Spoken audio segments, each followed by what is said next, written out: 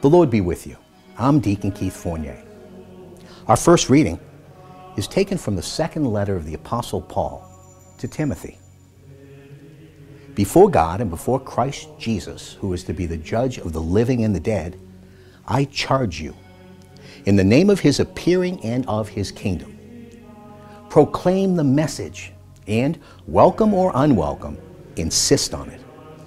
Refute falsehood, correct error, give encouragement, but do all with patience and with care to instruct. The time is sure to come when people will not accept sound teaching, but their ears will be itching for anything new, and they will collect themselves a whole series of teachers according to their own taste. And then they will shut their ears to the truth and will turn to myths. But you must keep steady all the time. Put up with suffering. Do the work of preaching the gospel. Fulfill the service asked of you.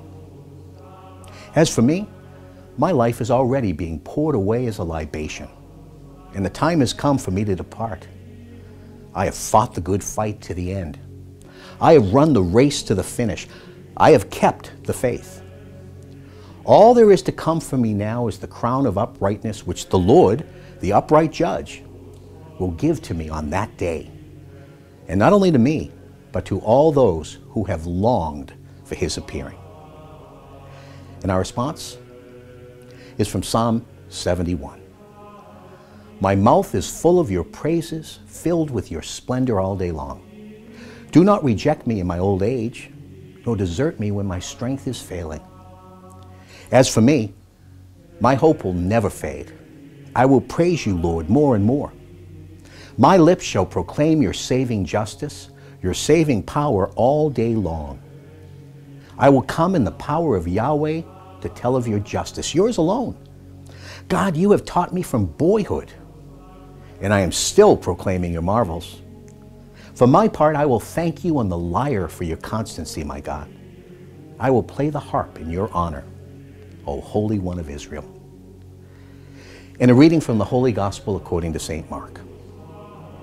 In his teaching, Jesus said, beware of the scribes who like to walk about in long robes, to be greeted respectfully in the market squares, to take the front seats in the synagogues and the places of honor at banquets.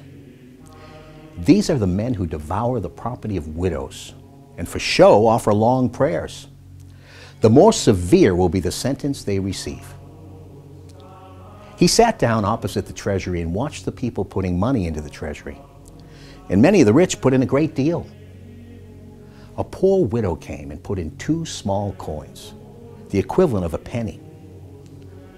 Then he called his disciples and said to them, in truth I tell you, this poor widow has put more in than all who have contributed to the treasury. For they have all put in money they could spare, but she, in her poverty, has put in everything she possessed, all she had to live on. The Gospel of the Lord.